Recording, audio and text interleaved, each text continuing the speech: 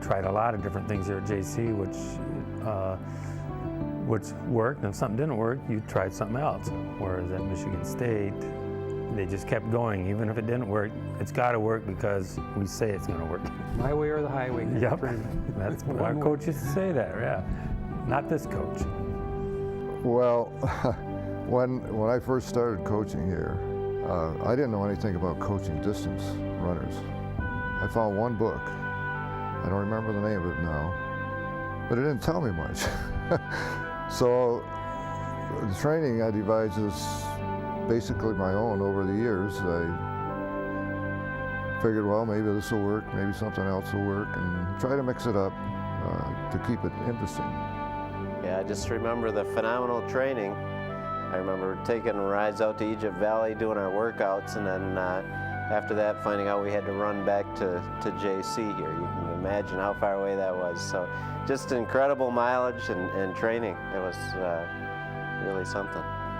Good memories.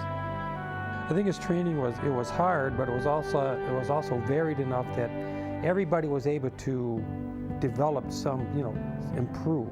And they found the area which worked best for them in the trainings. It seemed to get the most out of all those runners.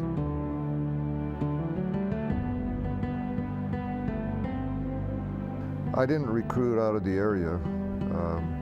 There were no sanctions on giving money, I guess.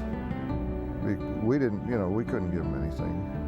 But some of these other schools could give them money for tuition. But I think we were quite successful with local kids in the area. The team success that year was we had one loss, and we came back and beat that team soundly in 2 different meets, the state championships and regional meet. And then at the Nationals, which was ran in a snowstorm down near Pittsburgh, we tied for 4th. And I think if it had been run in proper conditions, I don't know, everybody has a little hindsight and things change, but we probably could have had 2nd if it hadn't been for the snowstorm. A couple of our runners were not snow runners. Unforeseen things happen, such as one of them falling in a sand trap and floundering in the snow drifts. So that kind of hurt our chances with our number 3 man. Yeah, we lost our 3 man because he was never able to get out of that. Get out of the snow, the snow trap.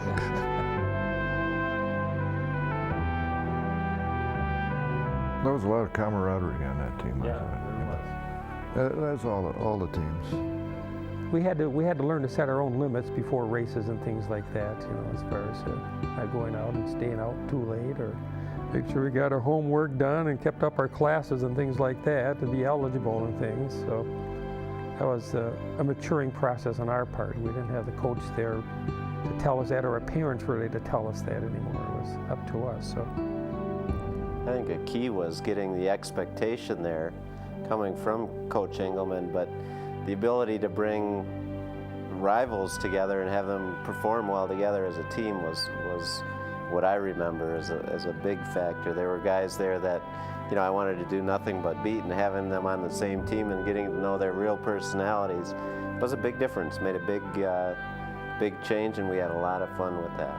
When Rob and I came to JC, I guess Coach, in our high school background, did expect us to be the 2 top runners here, and there was a little edge for some of the other guys from the City League who some of them had a little bit of attitude like, yeah, we're going to beat the Cools here. But we all came together and were great friends after a few practices. But the first couple of practices, it was a pretty good dogfight out there on some of those runs. The road trips were incredible. You never wanted to fall asleep in the van. I know that. We had guys waking up with white hair and white faces and toenails painted and all of that good stuff. So, but Coach Bob was right there with his brush, making sure we did it right.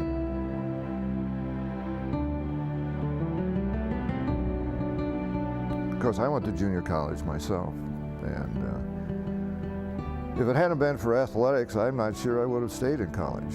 I worked for my dad's summers in a gas station, and I might still be doing that, or would have still been doing that if it hadn't been for the athletics. Yeah, I feel the same way. I really had no thoughts of going to college, and then, turned out to be a pretty good runner, and that was about the only way I wound up here. We came here because it was a matter of finances as much as anything. So we went to JC with the express purpose of trying to earn a full ride scholarship to go to a four-year school. And we were lucky enough that the training here allowed us to improve enough. We knew what we had to run time-wise to reach that level to get a full ride to one of the other larger schools.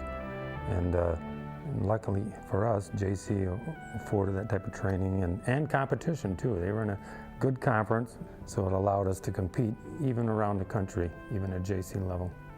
Community college, or JC at that time, was the place to go. It was just a good school for me to start out, get the college experience, but I think as a school and as sports go, it's one of the finest facilities now, and even then it was a good place to build team camaraderie.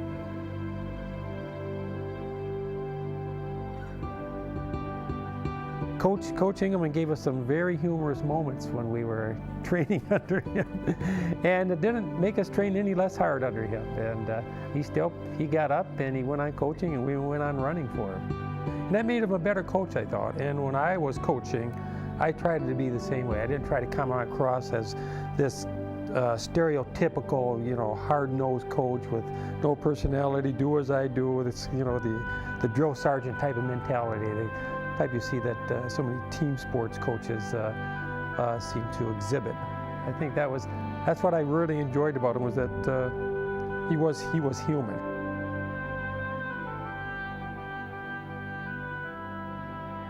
I was always interested in doing well in the classes. I mean, they wouldn't be running if it wasn't, they didn't do well in their classes.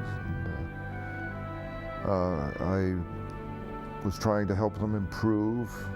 Hopefully, if they wanted to continue to run, why they would enjoy it, and whether they ran for another college or not. Even when I'm out there running now, I still sometimes get that, competitive fire the last half mile or mile or something. And when we were coach, it was always, we really bite the bullet and push it hard that last half mile, get through the pain barrier. And I still try to do that sometimes. And that pain barrier becomes a little different every year, I think. One thing I learned was don't hesitate. I remember, I think it was our state meet, I missed going to nationals by like 2/200ths of a second. A guy passed me just before the line, and yeah, that still hurts. It's just one of those lessons learned. Hard work pays off. It's good to practice, good to know what you're doing when you're going into a race. You think about all the time you spend preparing for a big race and the coaching that goes in behind it, but when the gun goes off, there's no other feeling that you'll ever have as standing on that starting line, getting ready to go. It's just the feeling is what you never lose.